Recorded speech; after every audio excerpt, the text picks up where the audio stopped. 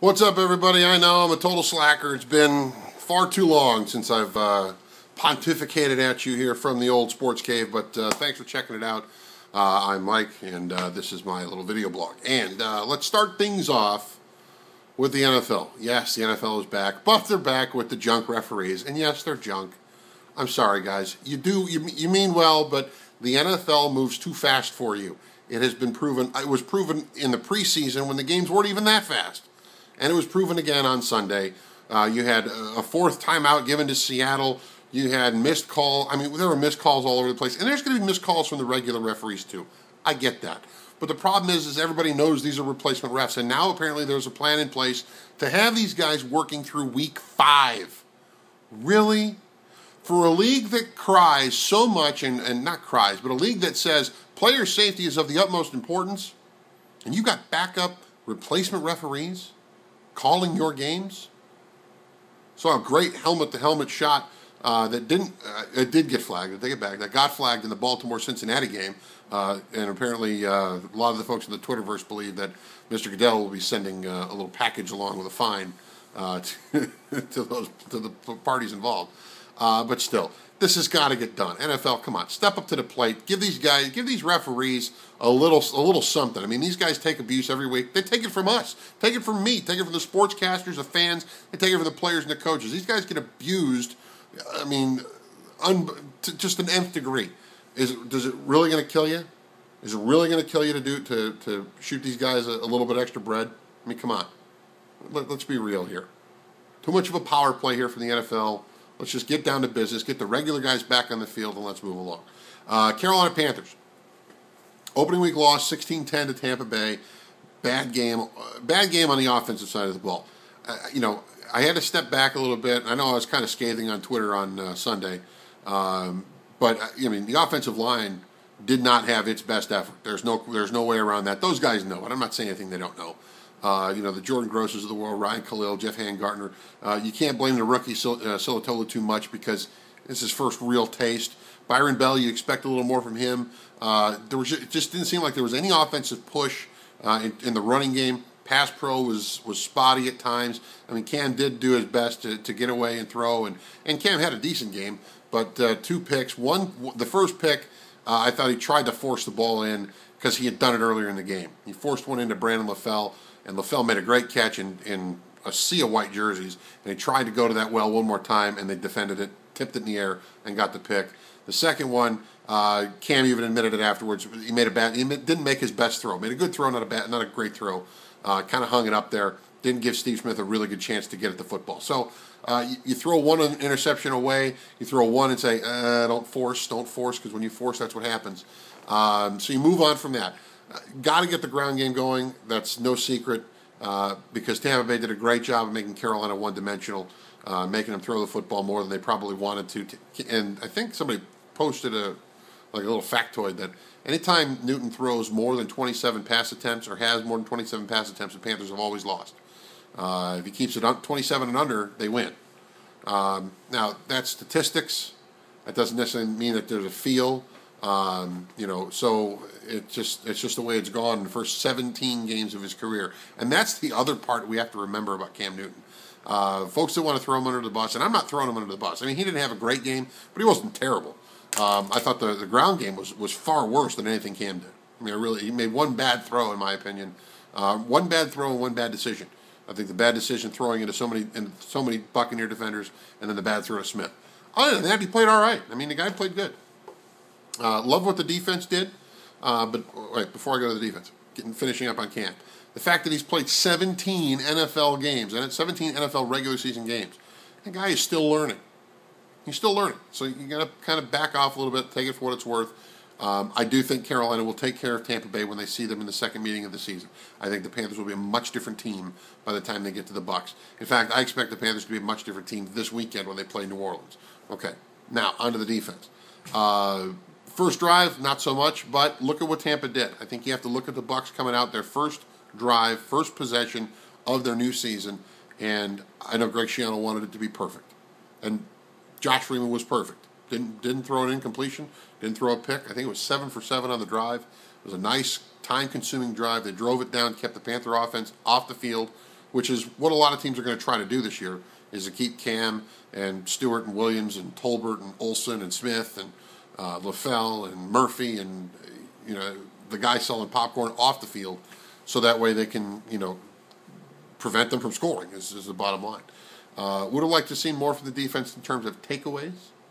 Would have liked to see that, because that's been a point of emphasis in the preseason, through camp and the exhibitions. But what I like the most is that after that first drive, Tampa got close to the end zone in the second quarter, in fact, and Thomas Davis made two monstrous hits.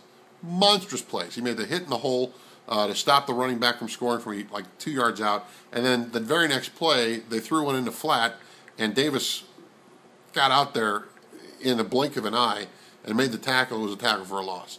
I mean, I know I've said it on this blog before. You cannot underestimate what it means to see 58 on the field and playing that well. Love to see that, and hope he stays there all season long. Beeson made his first appearance of the season. John Beeson, who incidentally will be a guest on the Ford Sports Night Tuesday night, so you want to make sure you check that out at 10 o'clock. He made his first appearance of the season, played well, was flying around making plays. Good to see 52 out there doing his thing as well. A lot of defensive line played pretty well as a unit, given the fact that you had Alexander in there seeing some time. Dwan Edwards, wow, what a nice pickup he was. Buffalo didn't want him. I know they changed schemes and everything, but man, you got to find a way to keep that guy in the field. So Buffalo's loss is Carolina's big-time gain, and Ron Edwards out there eating up space. I mean, the D-line I thought did very, very well. They can get better, but for first game out, I thought they played all right. So I expect the Panthers to be better against New Orleans. The Saints, by the way, put Jonathan Vilma on the PUP list, so he'll be out 6 weeks, whether he gets suspended again or not. I remember on Friday of last week, his suspension was lifted by a panel that said that Roger Goodell didn't have the permission to suspend him or suspend so severely. Whatever. They have evidence. There was a bounty program in place. Coaches have been banished, and they're gone. The players were involved in this as well. I still fail to see how anybody gets away with anything here. Being lifted off suspension, I just don't get that. But it's another blog. Quickly, because we're filling this one up, NASCAR Sprint Cup Chase for the Cup begins this weekend in Chicago. And, man, heart goes out to Kyle Busch. I know there's a lot of you out there that don't like Kyle Busch. I'm not one of those guys. I like Kyle. I think Kyle is a hell of a driver. I think he's unbelievably talented. Do I think he can be a hothead? Absolutely. But you know what? Kyle Busch only becomes bad Kyle when things don't go his way. Now, I know you might think, spoiled child. But would you want to see your driver, if you're a fan of, say, Jeff Gordon or whatever, he gets into a wreck. He gets out of the car, gosh darn, it didn't go so well. Well, we'll get him next week. No, I want my guy ticked off. I want him to get out of the car mad. I want him, because it shows he cares. The guy cares about winning races. He cares about being successful. He cares about championships. He's not going to get a chance to run for the championship by 3 points. I mean, heart goes out to the guy and his team, because they had the spot locked up going into the last week. All they had to do was not miss, and they missed. Jeff Gordon's team missed big to start that race. Oh, man, were they awful. Made adjustments, figured it out, and the 24 car was lightning fast when it needed to be. Made up a lot of spots on the racetrack, finished second to Clint Boyer, and because of the difference in points, or difference in finishing spots, where Gordon was second, I want to say Busch was 15th, 16th, 3 points was the difference, that Gordon jumped into the chase, and all 4 Hendrick cars are in the chase, which was something that Rick Hendrick said at the beginning of the year. That's what he wanted to have. Well, he got it. He got all 4 cars in. So now, who's the favorite? I like the 48. Those guys always find it in the playoffs. I'm not overlooking Clint Boyer or Martin Truex. I think the Michael Waltrip guys got it figured out. But if I had to pick, if you're giving me the fake gun to the head to make a selection, give me the 11. Denny Hamlin's team, lightning. They gave it away. They felt like they gave it away Saturday night, Sunday morning. in that rain-delayed race in Richmond. They were really quick, and gambled on rain coming. Rain never showed up. He stayed on old tires and got past, and basically gave that one away. I mean, and really, it was a strategy call. Didn't work that time for Darian Grubb, but he's going to make the right call more often than he makes the wrong call. So if I have to pick, I'm sorry, Hendrick guys, I think that Denny Hamlin is your favorite. I don't know that he'll do it, but I think going into the chase, he's a favorite. But this is interesting, too. First time in the chase, since the chase began, that all the cars in the chase are legit contenders. I mean, some guys snuck in, past years. I want to say it was one year that Matt Kenseth got in, and, he had won a couple of races during the early portion of the year, and then they just went south. And he had really no business being in the chase because they were running so horribly at the end. I think it was Kenseth. Don't quote me on that. And they ran like junk and just were out of it after the first two races of the chase. But yeah, I think the 11 is the team right now to watch because their pit crew's firing on all cylinders. Their driver's seeing lines as well as he ever has, behind the wheel. And I just like the way that team's going right now. So anyway, those are the quick thoughts here on a late Monday. We got playoff baseball that's going crazy. The Charlotte Knights are playing tomorrow or Tuesday, I should say, against Pawtucket. Best of 5 series starting up there for the International League Championship. Greensboro won their game on Monday night, the first game of that series. That best of 5, they beat Asheville 6-3. So game 2 is Tuesday night, and you got game 3 between Winston-Salem and Lynchburg.